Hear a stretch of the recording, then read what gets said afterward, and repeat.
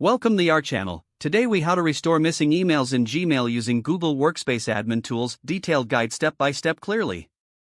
To restore missing emails in Gmail using Google Workspace Admin tools, first, log into your Google Admin console at admin.google.com. Use your admin credentials to access the dashboard. Once logged in, locate and click on the Users section. Find the user whose missing emails you want to restore. Click on the user's name to open their account details. In the account details, navigate to the User Information section. Within this section, look for Data Migration. Click on Data Migration to open the Data Migration tool. Select email as the type of data you want to restore. In the next step, choose Select User to identify the specific account. Input the user's email address in the given field. Next, you'll need to specify the migration source. Select Gmail as the source from which to restore emails. You can then enter the user's credentials to access their previous emails. Following this, configure the migration settings according to your requirements. This includes setting the date range for the emails you wish to recover.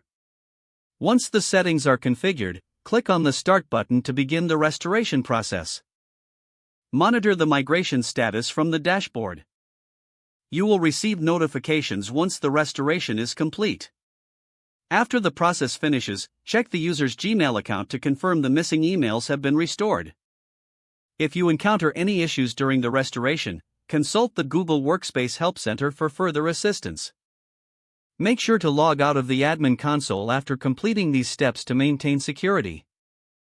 If the page does not load, refresh the browser or try again in a private or incognito window.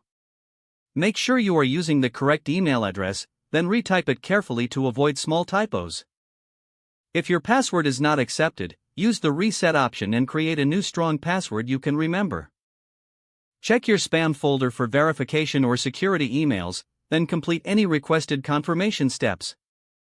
Enable two-factor authentication if available to improve account security and reduce unauthorized access risk.